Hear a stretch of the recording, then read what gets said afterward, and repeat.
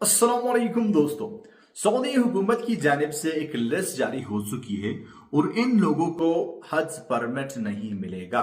Saudi अरब वजारत सेहत की जानिब से भी ये अपडेट शेयर की गई है जो मैं आपके साथ शेयर कर रहा हूँ। कुछ ऐसे डिजीजेस बीमारियां हैं, अगर आप उनका शिकार है तो आपको हज परमिट नहीं मिलेगा और इस साल आप हज अदा नहीं कर सकते। कौन कौन से डिजीजेस हैं, कौन सी बीमारियां हैं, वो आपके साथ शेयर कर रहा हूं। वीडियो को ध्यान से एंड तक देख लीजिएगा।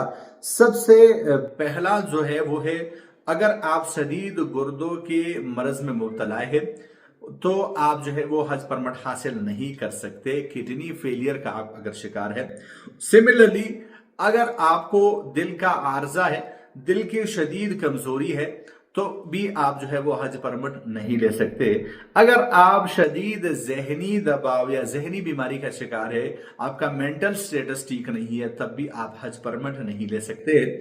याददाश्त का शदीद कमजोर इमनीशिया अगर आपको है, तब भी आप जो है वो हज परमिट नहीं ले सकते।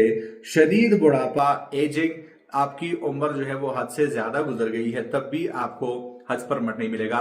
या आप जिस्मानी तौर पर काफी ज्यादा कमजोर हो चुके हैं, एज आपकी सही है लेकिन जिस्मानी तौर पर कमजोर है, तब भी आपको हज परमिट नहीं मिलेगा। और मोस्ट इंपॉर्टेंट, प्रेगनेंसी के आखिरी 3 महीने अगर आपके हैं, तब भी आप हज परमिट हासिल नहीं कर सकते। तो ये एक लिस्ट सऊदी अथॉरिटीज की जानिब से जारी हो चुकी है। तो अगर कोई भी बंदा इन बीमारियों का शिकार है तो उसे हज परमिट नहीं मिलेगा और उसे हज अदा करने की इजाजत नहीं दी जाएगी, ताकि वो खुद भी महफूज रहे और बाकी लोग भी महफूज रहे। सऊदी अरब के तमाम तो ऑफिशियल अपडेट्स के लिए चैनल को सब्सक्राइब कर लीजिए, ताकि जो भी नई अपडेट आए आपको नोटिफिकेशन मिल सके।